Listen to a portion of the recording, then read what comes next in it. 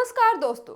Iran के supreme leader Khamenei की मौत की खबर अभी तक आपने सुन ली होगी, लेकिन बावजूद इसके मैं फिर भी आपसे एक सवाल करना चाहूंगी।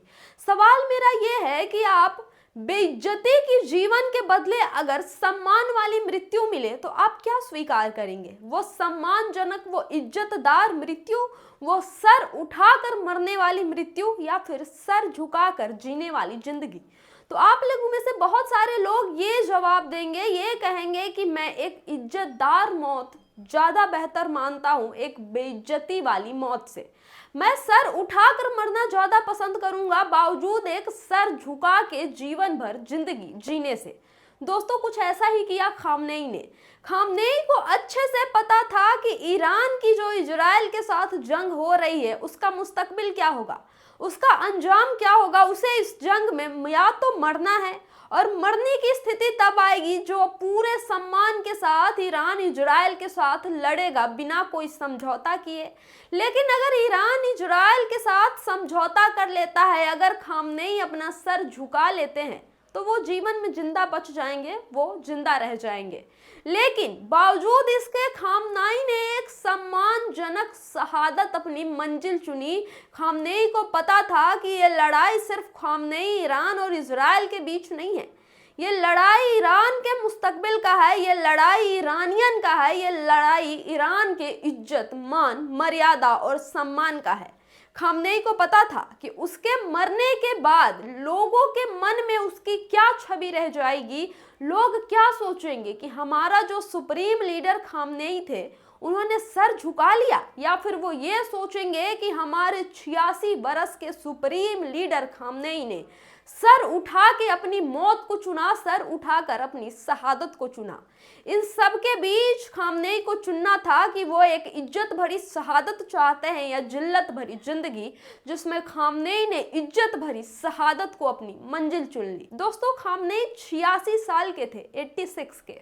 लेकिन जिस उम्र में लोग अपनी बहू बेटियों के साथ, अपने पोते पोतियों के साथ घर में बैठकर आराम फरमाते हैं, जिंदगी के कुछ और जो दिन बचे होते हैं उनके साथ खुशियां बांट के बिताते हैं, इस उम्र में सुप्रीम लीडर खामनेई ने ईरान के झंडा को बुलंद करने का मौका चुना।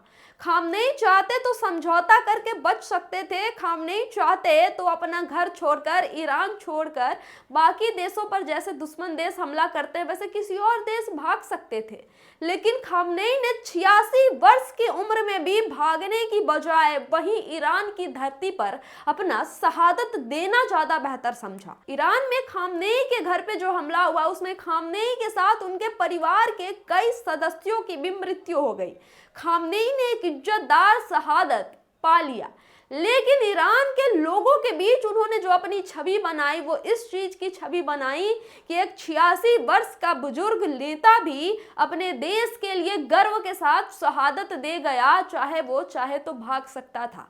अब ईरानियन के मन में जो छवि छोड़ के गए हैं खामनेई, वो इतिहास में भी याद रखा जाएगा, और इतिहास में ये भी रखा जाएगा ऐसे 86 वर्ष का इंसान अपनी शहादत दे गया, और कैसे अमेरिका और इजराइल जैसे देश जो हजारों लोगों का खून बहा गए और अपनी स्वार्थ के लिए किसी भी हद तक जाने से पीछे नहीं हटे।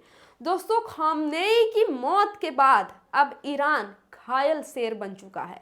वो काटने के लिए दहाड़ रहा है, वो किसी का भी शिकार करने से बाज नहीं आएगा। और जिस तरह घायल शेर एक स्वस्थ शेर से भी ज्यादा खूंखार होता है, वैसा ही कुछ हाल इस वक्त ईरान का हो गया है।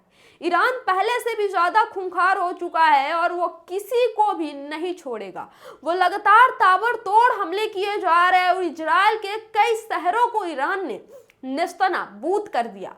ना सिर्फ इजराइल के साथ साथ कई और जो 7 देश है जिसमें अबू धाबी, दुबई और ये तमाम जो वेस्ट के कंट्रीज है वो शामिल है, उनको नेस्तनाबूद करने से पीछे नहीं हट रहा। दोस्तों, ईरान में सिर्फ खामनेई की ही मौत की खबर नहीं आई है। खामनेई के साथ साथ जो ईरान के सेना प्रमुख थे और जो रक्षा मंत्री थे, उन सब की मृत्यु हो चुकी है। लेकिन ईरान की मिलिट्री का रीढ़ देखिए कि वो अभी भी उसी मजबूती के साथ ये जंग लड़ रही है और इजराइल को मिट्टी में मिलाने की कसम खा रही है। ये ट्वीट देख लीजिए, ये फोटो देख लीजिए। इसमें न्यूज बताया जा रहा है कि किस तरह जो ईरान की मिलिट्री है उसने अब शपथ ले लिया है कि इजराइल को दुनिया के नक्शे से मिटा देगा, इजराइल को पूरी तरीके से नेस्तनाबूद करके माटी में मिला देगा। घायल शेर बन चुका है ईरान।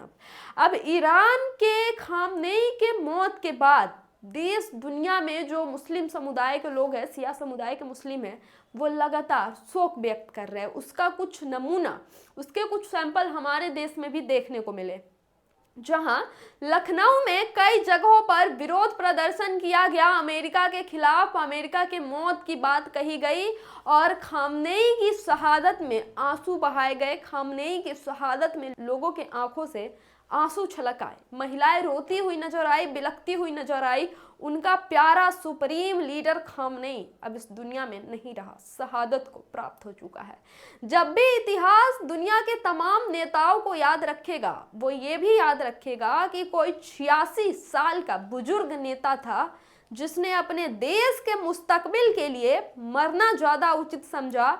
देश के साथ गद्दारी करना उसने नहीं चुना, देश के साथ उसने समझौता करना नहीं चुना, देश के सम्मान के लिए उसने 86 वर्ष की उम्र में शहादत को चुना और वो शहादत सर उठाकर उसने अपने माथे से चूम के लगा लिया। दोस्तों, खामनेई के मौत के बाद खामनेई के अकाउंट से एक ट्वीट पोस्ट किया गया जिसमें कुरान की कुछ आयतें लिखी हुई है, अल्लाह के बारे में ये तमाम चीजें लिखी हुई है।